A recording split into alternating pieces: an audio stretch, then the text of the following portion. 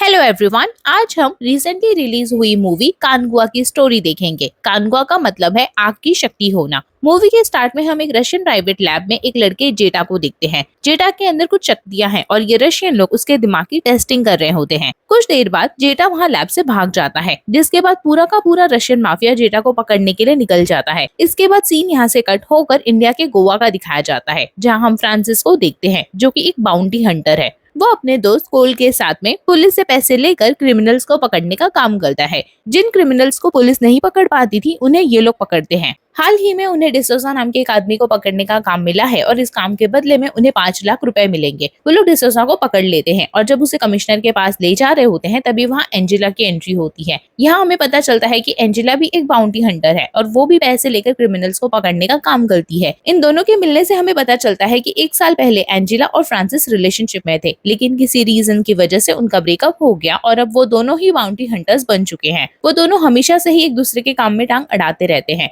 जिसके बाद कमिश्नर इन्हें एक और काम देता है, जिसमें इन्हें जीतू नाम के एक आदमी को पकड़ना है। वो आदमी बहुत ही पावरफुल है और उसका भाई उससे भी ज्यादा पावरफुल है, इसलिए उन्हें पहले से ही बता दिया जाता है कि जीतू को तुम लोग सही सलामत लेकर आओ। उसे अगर जरा सी भी चोट आ गई तो उसका भाई इन लोगों को छोड़ेगा नहीं। बहुत ढूंढने के बाद इन्हें जीतू का पता मिल जाता है, जो कि समुद्र की यॉट पे होता है। ये लोग जीतू को पकड़ने के लिए जाते हैं, लेकिन वहाँ लड़ाई हो जाने की वजह से उसे गोली लग जाती है और जीतू वहीं मारा जाता है। इन्हें लगता है कि शायद किसी ने इन्हें देखा नहीं है, तो फ्रांसिस और कोल्ड वहाँ से चुपचाप जाने लगते हैं। लेकिन तभी हम वहाँ जेटा को देखते हैं, जो फ्रांसिस को घूर कर देखता है। जेटा ने इन दोनों को खून करते हुए देख लिया था। जीतू के पीछे एंजेला थी, तो वो जेटा को लेकर चली जाती है। वो जेटा से फ्रांसिस और कोल्ड का स्केच बनवा लेती है। जब ये बात फ्रांसिस को पता चलती है कि जेटा उनका स्केच बनवा रहा है, तो फ्रांसिस जेटा को लेकर भाग जाता है। लेकिन तभी बीच रास्ते में जेटा की तबीयत बिगड़ने लगती है। वो लोग उसे तुरंत हॉस्पिटल लेकर जाते हैं, जिसके बाद उन्हें पता चलता है कि उसकी दिमागी हालत बहुत ही ज्यादा अजीब है। वो लोग उसे घर ले आते हैं, लेकिन घर लाने के बाद फ्रांसिस को जेटा से अजीब तरह का लगाव हो जाता है।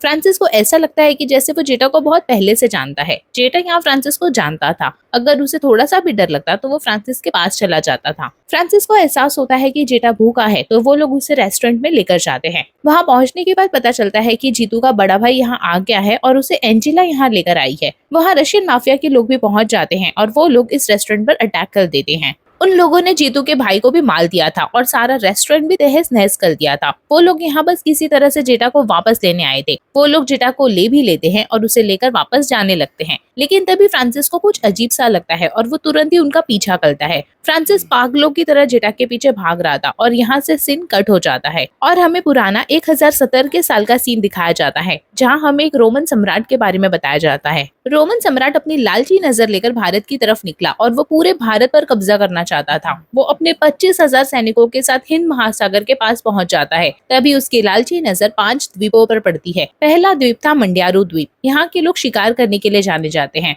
दूसरा द्वीप था वानकाडू द्वीप और यहाँ के लोग औषधि बनाने के लिए जाने जाते हैं। तीसरा द्वीप था मुकाडू द्वीप और यहाँ के लोग हथियार बनाने और नाच गाने के लिए जाने जाते हैं। चौथा द्वीप था अल्ती द्वीप, यहाँ के लोग बहुत ही ज्यादा खूंखार हैं, इनके अंदर दया नाम की कोई चीज नहीं होती है। और पांचवा और आखिरी द्वीप था पेरुमाची द्वीप, यहाँ के लोग बहुत ही बहादुर और वीर योद्धा के रूप में जाने जाते हैं। तो रोमन सम्राट की नजर पड़ती है पेरुमाची द्वीप पर, लेकिन इन्हें एक ऐसे आदमी की जरूरत थी जो 5 द्वीपों के बारे में जानता हो। यहाँ इनकी मुलाकात कुडुबा से होती है। कुडुबा इन 5 द्वीपों के बारे में बहुत अच्छे से जानता है। जब रोमन सम्राट कुडुबा से बताते हैं कि वो पेरुमाची पर फतेह करना चाहते हैं, तो वो कहता है कि अगर तुम पेरुमाची पर हमला करोगे तो वो लोग तुम्हें आराम से हरा देंगे, फिर चाहे तुम्हारे पास 25,000 सैनिक हो या 1 लाख। पेरुमाची के लोगों को सिर्फ छल से हराया जा सकता है और ये काम बस वही कर सकता है। तो रोमन सम्राट कुडुबा से कहता है कि अगर वो पेरुमाची के एक सैनिक को मारेगा तो वो उसके बदले में उसे 2 सोने के सिक्के देगा। यहाँ पर कुडुबा कहता है कि मैं पेरुमाची के 100 सैनिकों को मारूंगा और उन सबके हाथ काटकर आपके पास लेकर आऊंगा।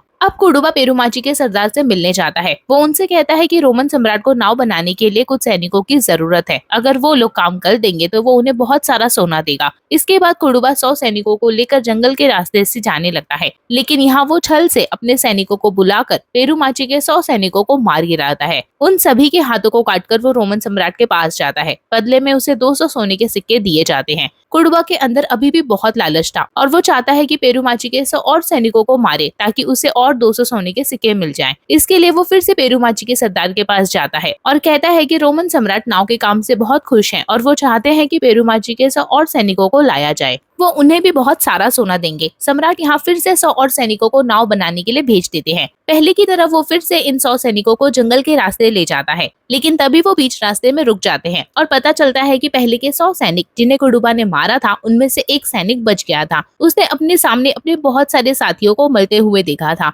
और उसने ये सारी बातें कानगुआ को जाकर बता दी। अब यहाँ कानगुआ की एंट्री होती है और कुडुबा के जंगल में जो सैनिक छिपे थे वो भी बाहर आ जाते हैं। इनके बीच यहाँ लड़ाई होती है और कानगुआ कुडुबा के उन सारे सैनिकों को मार गिराता है। बाद में अधमरी हालत में कुडुबा को पेरुमाची लाया जाता है, क्योंकि उसने जो किया था उसका सिर्फ एक ही दंड है, वो दंड है मौत, वो भी सभी के सामने जिंदा जलाकर। पेरुमाची के लोग उससे बहुत ही ज्यादा नाराज हैं, क्योंकि उसने यहाँ पर गद्दारी वाला काम किया है। कांगुआ यहाँ कुडुबा से कहता है कि जो तूने काम किया है उसकी सजाए मौत है। बस सोने की लालच में उसने ये सब किया था और फिर सभी के सामने कुडुबा को जिंदा जला दिया जाता है। अब हम यहाँ कुडुबा की पत्नी और उसके बेटे पूर्वा को देख पाते हैं। यहाँ कुडुबा की पत्नी भी आग में जलकर कुडुबा के साथ जान दे देती है, क्योंकि पेरुमाची के लोग उसके खानदान को जलाना चाहते थे। कानगुआ यहाँ गाँव वालों के खिलाफ था, क्योंकि उसका मानना था कि जो काम एक आदमी ने किया है उसकी सजा आखिर पूरी फैमिली को क्यों मिले। लेकिन कुडुबा की पत्नी आग में चली जाती है और कानगुआ से कहती है कि वो पूर्वा की रक्षा करे। कानगुआ ने पूर्वा की रक्षा करने का वादा कर लिया था कि वो उसे अपने बेटे की तरह रखेगा, लेकिन पेरुमाची के लोग पूर्वा को मारना चाहते थे।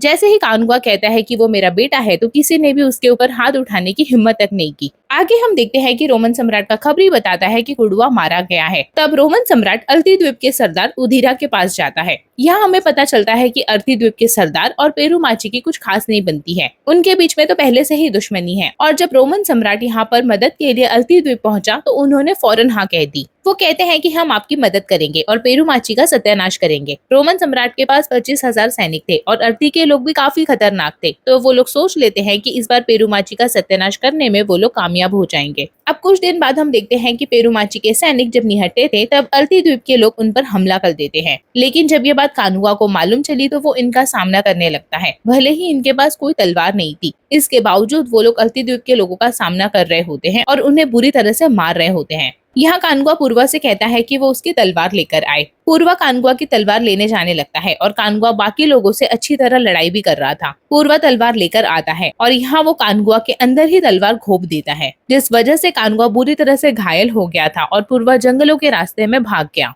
कानगुआ घायल होने के बावजूद इन लोगों से लड़ते रहता है और उनका बहादुरी से सामना करता है। उधीरा के 3 बेटे थे और उनमें से 2 बेटों को कानगुआ ने मार डाला था। कानगुआ कैसे भी पूर्वा को पकड़ लेता है और उसे वापस पेरुमाची लाता है। वहाँ के लोग अब पूर्वा से बहुत ज्यादा खफा हो जाते हैं। वो लोग पूर्वा को मारना चाहते थे। यहाँ कानगुआ सबको बताता है कि उसने पूर्वा की माँ से वादा किया है कि वो मरते दम तक पूर्वा की रक्षा करेगा। साथ ही हमें पता चलता है कि उधीरा जल्द ही पेरुमाची पर हमला करने वाला है। यहाँ पेरुमाची के लोग चाहते हैं कि पूर्वा को काले जंगल भेज दिया जाए, लेकिन कांगुआ कहता है कि अगर पूर्वा काले जंगल जाता है तो वो भी उसके साथ जाएगा, क्योंकि उसने रक्षा करने का वादा किया है। अब ना चाहते हुए भी कांगुआ को पूर्वा के साथ काले जंगल जाना पड़ता है। हमें बताया जाता है कि काले जंगल में जो भी जाता है वो बच के नहीं आता। वो लोग काले जंगल में चले जाते हैं। पूर्वा कांगुआ के साथ रहते हुए भी कांगुआ से नफरत करता है, क्योंकि कांगुआ ने उसके पिता को मारा था। उसके अंदर इस बात का गुस्सा बढ़ता ही जा रहा था। भले ही कांगुआ उसके साथ प्यार से रहता है, लेकिन पूर्वा उससे नफरत करता ही रहता है। दूसरी तरफ जब अल्ती द्वीप के सरदार उधीरा को पता चलता है कि उसके दोनों बेटों को मार दिया गया है, तो वो गुस्से में आग बबूला हो जाता है, क्योंकि जिन बेटों को कोई छू भी नहीं सकता था, कांगुआ ने उन्हें मार डाला था।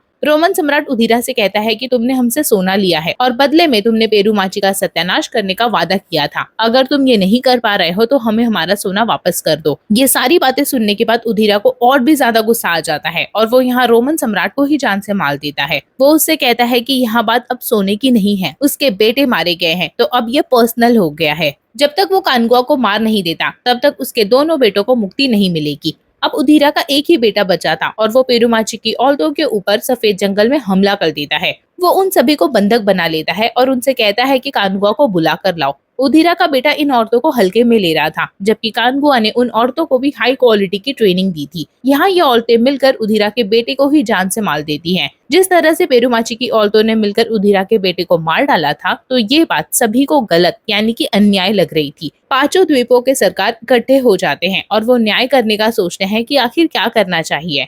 यहाँ उधीरा भी मौजूद था और यहाँ जब वो अपने आखिरी बेटे की लाश को देखता है तो उसे बहुत ही तेज गुस्सा आ जाता है। वो यहाँ तबाही मचाना स्टार्ट कर देता है। अब वो किसी की भी सुनने वाला नहीं था। जो इन द्वीपों का मुखिया था वो उन्हें भी जान से मार डालता है। आखिर में पेरूमाची के सरदार को भी वो पूरी तरह से मारने लगता है, लेकिन मरने से पहले पेरूमाची के सरदार ने एक बाज के द्वारा कानगुआ को खबर कर दी थी कि युद्ध का आरंभ होने वाला है। दूसरी तरफ हम देखते हैं कि काले जंगल में पूर्वा के ऊपर एक मगरमच्छ अटैक कर देती है। वो उसे जान से मारने ही वाली थी, लेकिन तभी कानगुआ आ जाता है और उस मगरमच्छ का सामना करके उसे जान से मार देता है और पूर्वा की जान बचा लेता है। तभी वो बाज तीर लेकर कांगुआ के पास आता है और उसे पता चलता है कि पेरूमाची के सरदार को मार दिया गया है। जल्द ही युद्ध भी छिड़ने वाली है और पेरूमाची के ऊपर हमला होने वाला है। दूसरी तरफ उदीरा अपने सारे सैनिकों के साथ पेरूमाची की तरफ बढ़ने लगता है। वो यहाँ सभी को मारना चाहता था। उदीरा और उसके सैनिकों की नजर काले जंगल की तरफ पड़ती है। वहाँ पर बहुत सारी आग जल रही थी, जिससे उन्हें ऐसा लगता है कि पेरूमाची के सारे सैनिक जंगल में भाग गए हैं।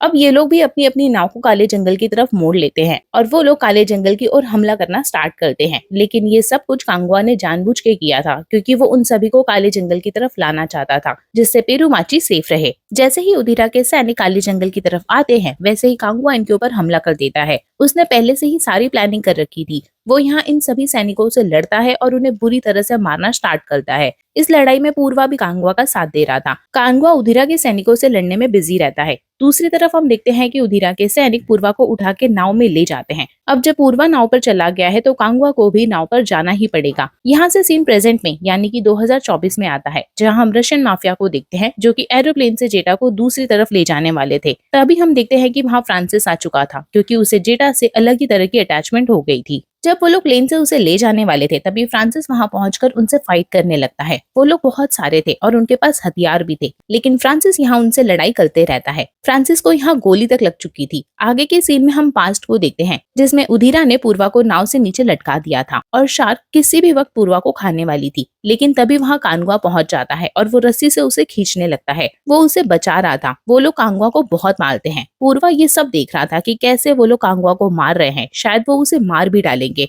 इसलिए यहाँ पूर्वा ने अपना बलिदान दे दिया था। उसने चिल्लाते हुए कहा कि अगर मैं मारा गया तो कम से कम एक वंश तो बचा रहेगा। उसने रस्सी काट दी थी और खुद को शार्क के हवाले कर दिया था। ये देखकर कांगुआ को गुस्सा आ गया और वो गुस्से में उदीरा के लोगों से लड़ने लगता है। वो लड़ते लड़ते उदीरा को भी जान से मार देता है। प्रेजेंट में भी इसी तरह फ्रांसिस ने सबका सामना किया और उन्हें मार दिया। वो जेटा को बचा लेता है। दरअसल पास्ट में जब पूर्वा मारा गया था तो कांगुआ ने प्रतिज्ञा ली थी कि हर जन्म में वो पूर्वा की रक्षा करेगा, क्योंकि इस जन्म में वो पूर्वा को नहीं बचा पाया था। उसे इस बात का बहुत दुख था। अब इस जन्म में उसे बच्चे के बारे में कुछ कुछ याद आने लगता है। ये बच्चा पूर्वा का ही पुनर्जन्म था। मूवी के आखिरी में हमें पता चलता है कि उदीरा की एक और औलाद है, जिसका नाम है रक्तांसन। वो उदीरा की एक रखेल से पैदा हुआ था, इसलिए उसे एक बेटे का दर्जा कभी नहीं दिया गया था। लेकिन अब वो गद्दी पर तभी बैठेगा जब वो अपने बाप की मौत का बदला ले लेगा। यहाँ हमें पता चलता है कि पिछले जन्म का रक्तांसन इस जन्म में कालती है, जो कि रशियन माफिया का डॉन है। उसी ने रशियन माफिया को जेटा के पीछे लगाया है। वो रक्तांसन ही है और उसे अपने पिछले जन्म का सब कुछ याद है। लेकिन फ्रांसिस को अब तक कांगुआ के बारे में कुछ भी याद नहीं आया है। बस उसे जेठा से बहुत सारी अटैचमेंट है और वो उसे किसी तरह से प्रोटेक्ट करना चाहता है। और यही ये मूवी एंड हो जाती है और इस मूवी के आगे का सीक्वल अनाउंस किया जाता है, यानी कि इस मूवी की आगे की कहानी हमें अगले पार्ट में बताई जाएगी। आई होप आपको आज की मूवी पसंद आई हो। प्लीज इस वीडियो को लाइक एंड शेयर करें, मेरे चैनल को सब्सक्राइब करें and hit the bell icon. इस वीडियो को एंड तक देखने के लिए आप सभी का दिल से शुक्रिया। Thank you.